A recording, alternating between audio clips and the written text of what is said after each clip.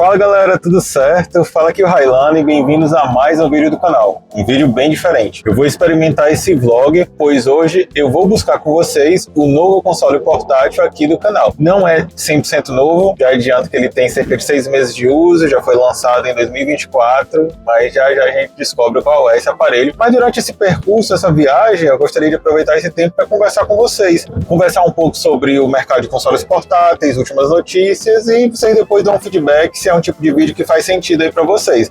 Eu esperava que hoje fosse estar com um dia bonito, com sol, mas voltou a chover aqui em Portugal. A gente sofreu com muitas chuvas recentemente, principalmente na região central, na região Cotô, mas mesmo assim. E também tem toda a questão lá no Brasil, principalmente Juiz de Fora, que está sofrendo com muitas chuvas, na região ali de Minas Gerais. Também me solidarizo muito com todo esse ocorrido. Mas enfim, bora lá conversar então sobre os assuntos aqui do canal. Começando pelo público da Anbernic. No último update do RG40X, foi lançado em janeiro, 1.0.9, que foi apenas atualizações de emuladores, mas são bem-vindos. Atualizações de emuladores, no geral, entregam um melhor desempenho. E eu vou colocar um dos meus RG40XH à venda, pois eu estou indo para o Brasil em muito breve e eu posso fazer um envio de lá. Então eu vou fazer um post em breve, caso haja interessados, fica aí então a informação. Pulando então para o público principal do canal, R36S, né? Muita gente chegou no canal através desse console portátil. Eu diria que é uma entrada para o mundo aí de consoles portáteis, para quem está no início interessado pelos jogos retrôs, mas eu digo, gente, isso vicia,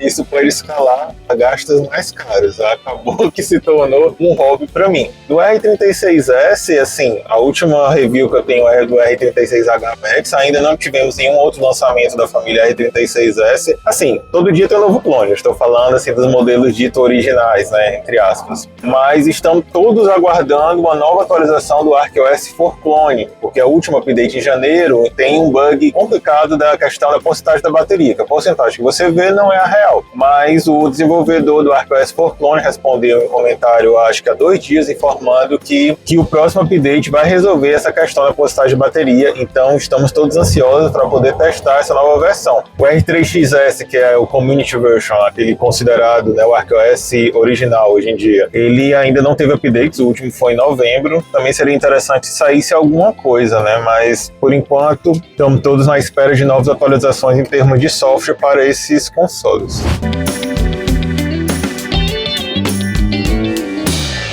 A galera do TrimWire Smart Pro S, eu fiz um post recente informando o estado das custom ROMs atuais, que infelizmente está muito abaixo do esperado. Só tem 2 custom ROMs, se eu não estou enganado, que já tem suporte Postmaster, mas bem bugado mesmo, onde nem as atualizações do Postmaster funcionam. Então eu estou ainda aguardando alguma versão mais redonda, pelo menos um beta, algo saindo mesmo das versões iniciais, para poder testar com vocês uma custom ROM no Smart Pro S, pois é um console que, como processador é mais novo, a gente não tem ainda tanto desenvolvimento, mas ele já é bem mais performático na ROM de fábrica comparado ao Smart Pro, a versão anterior. Então eu estou ansioso para testar alguma coisa e ver a capacidade dele, mas enfim, estamos ainda presos, né, ao sistema de fábrica, e aí no futuro a gente consegue entregar alguma novidade quanto ao desempenho desse aparelho, principalmente com ports. Eu queria ver como é que ele é, afinal, ele tem 1 GB de RAM como o R36S, por exemplo, mas o processador é muito mais poderoso, até mais que a linha XX da Anbernic, que todos utilizam o mesmo processador H700, que não é ruim, mas o Smart Pro já era um pouco melhor, mas o do Pro S já é bem melhor mesmo. E talvez também surjam custom ROMs com Android, como já tem para o Smart Pro, acredito que vai com o tempo surgir para o Smart Pro S. Quanto ao público do Retroid Pocket G2, é meu console principal, estou muito satisfeito com ele, mas tem uma crítica que eu tenho, que é quanto a Retroid não lançar atualizações. Eu não estou falando bem de atualizações de Android, mas eu posso citar o caso do Red Dead Redemption, que quando eu tentei fazer os testes com ele ficou muito engasgado, com 13, 15 FPS, pois a Retroid não lançou drives ainda atualizados para o G2 Gen 2, né, que é o processador dele. Não sei se isso é culpa da Qualcomm ou culpa da Retroid, é algo que ainda estou esperando, não pesquisei a fundo para saber se já houve alguma atualização de drives por parte da Qualcomm, mas é o que eu comentei nos vídeos lá do G2, é que o Retroid Pocket 5, que tem o Snapdragon 865, que se eu não me engano é da linha S20, né, já tem uns bons anos aí, mas ele já tem os drives liberados, então funciona muito bem o Red Dead Redemption, e o G2, que é bem mais poderoso que o 5, roda mal. por falta de compatibilidade de drives. Mas aí, como eu disse, eu não sei se é da Qualcomm ou da Retroid, mas é a única crítica que eu tenho. Mas aproveitando esse gancho do G2, a gente está com um problema aí no Brasil, né? Não só da Retroid, mas também a AIN e também a Mengmi. Eram empresas que enviavam para o Brasil, utilizavam-se da transportadora 4PX, que eu até falei na época do review do G2, para comprar por essa transportadora, pois ela era que conseguia trazer o aparelho com impostos bem baratos, assim, no máximo R$200. No geral, a gente via ali R$100, R$150. E ela parou de enviar para o Brasil. Eu não sei qual foi o real motivo, mas essa transportadora parou. Consequentemente, as 3 empresas pararam de enviar para o Brasil, apesar que tem notícias recentes e quem fez a pré-order, por exemplo, do Retroid Pocket 6, ou então algum outro lote do AIN TOR, acabaram recebendo recentemente. Então eu não sei se ela está só honrando ou ela já começou a descobrir um caminho para entregar para o Brasil. Vamos aguardar. Por enquanto, se você tentar comprar de uma dessas 3 fabricantes no site oficial, que era o jeito mais barato, não tem o envio para o Brasil. No AliExpress está disponível, mas no AliExpress para essas 3 fabricantes acaba saindo bem mais caro. Por exemplo, o caso do Mengmi Air X. Quando estava sendo vendido pela própria Mengmi, chegava aí pela faixa de R$700, com impostos aí, então 780, 800 no máximo. Já no AliExpress, com os impostos, você não vai achar por menos de 1.000. E aí, por 1.000, eu acho que o Mengmi Air X não é uma das melhores opções, mas ele era excelente ali naquela faixa de R$700, que ninguém batia ele nessa faixa de valor.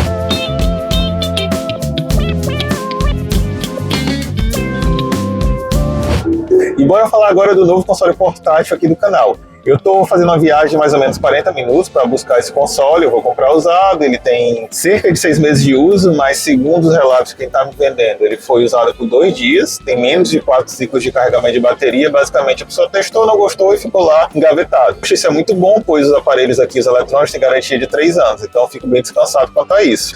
Então minha trajetória com consoles portáteis começou com Linux. Eu acho que o primeiro contato que eu tive foi com a Bernic RG35XXH, depois eu conheci o RG Cube, que já é com Android, mas enfim, era muito caro ainda na época, e acabou que o meu primeiro console portátil foi o Ambernic RG40XXH, e logo depois, pouco tempo depois, veio o R36S, né? Então esses foram os consoles que eu fiz meus vídeos iniciais do canal, e felizmente está dando certo. Eu quero agradecer demais, gente. Hoje a gente vai bater a meta de 3.000 inscritos, algo que eu realmente não esperava, pois quando eu criei o canal ano passado, minha meta era ter, se não me engano, 200 inscritos até o final do ano, e agora já aqui quase meados de fevereiro já estamos nessa marca de 3.000 inscritos, então muito obrigado a vocês que estão me escutando.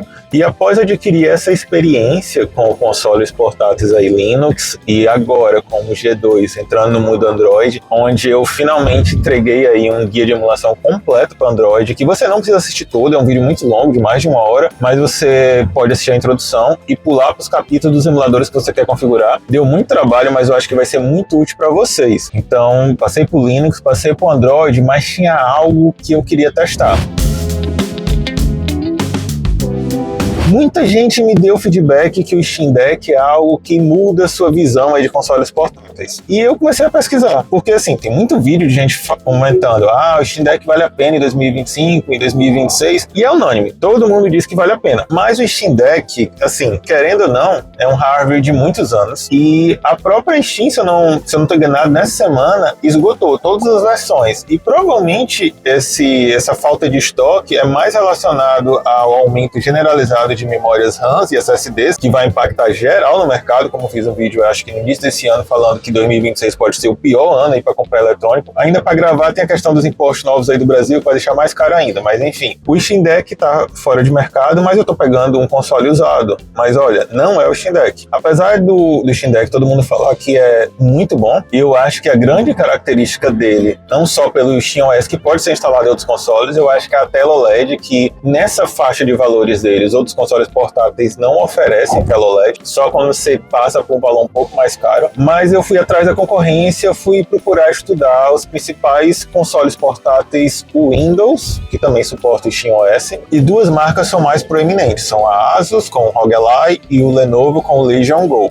E pelo que eu pude entender, O Asus é mais, vamos dizer assim, elogiado pela comunidade deles, apesar que muitas das versões dos dois consoles utilizam, quase todos, né, utilizam os mesmos processadores. Então temos o ROG Ally de 2023 com o processador AMD Z1 ou Z1 Extreme, temos o ROG Ally X 2024 que só tem com o Z1 Extreme, e temos o ROG Xbox Ally e o ROG Xbox Ally X, que foram lançados em 2025, com o Z2 e o Z2 Extreme. São bem mais poderosos. Do lado aí da Lenovo também tivemos as versões aí, as primeiras, a Legion com Z1 Extreme, com no ano seguinte o Z2 Go, que é exclusivo da Lenovo, também versões mais recentes com Z2 Extreme. Tem outros aí no meio. Esses são os principais processadores. Temos também o MSI Claw com SoC da Intel, mas eu não quero nem saber de Intel. Eu restringi minha busca entre Steam Deck, eu cheguei realmente a pesquisar também, Asus e Lenovo.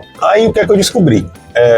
Como eu disse, a Asus geralmente o pessoal elogia mais. Já os Lenovo são muito elogiados pela imersão de tela, pois ela tem uma tela maior, e tem umas versões interessantes com 32 GB de RAM, né, DDR5, e 1 TB de armazenamento na mesma faixa de preço de alguns Asus, com processadores mais fortes. Então, de um lado você tem um Asus com desempenho melhor em termos de processamento, e Lenovos com o Zen2 Go, com mais memória. Esse Zen2 Go tem versões de 16 GB de RAM e a partir também de 512 de armazenamento. Aqui eu estava olhando essa versão da Lenovo Legion Go S, que é com Zen2 Go, 32 GB de DDR5 e 1 TB de armazenamento. E a outra opção que eu estava olhando era o Asus ROG Ally de 2024, que também tem 1 TB de armazenamento, mas ele tem 24 GB de memória, e é o Z1 Extreme, que é mais poderoso que o Zen2 Go. Por incrível que pareça, no início eu estava certo que eu iria comprar o ROG Ally de 2023, a versão mesmo inicial, que é 16 GB de RAM e 512 de armazenamento, pois eu consegui achar em valores aí na faixa de, aqui em Portugal, na faixa de 300 euros. Alguns vendedores que têm nenhuma noção dos preços de mercado, colocando aí o ROG Ally 2023 por 500 euros usado,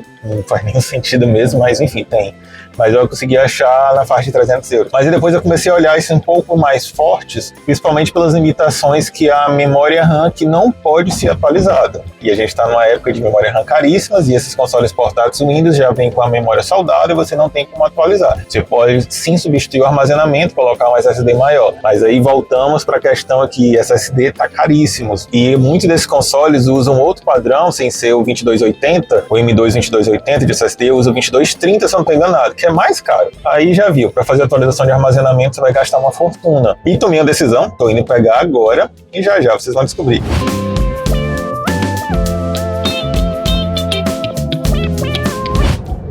Acabei de pegar e esse é o novo console.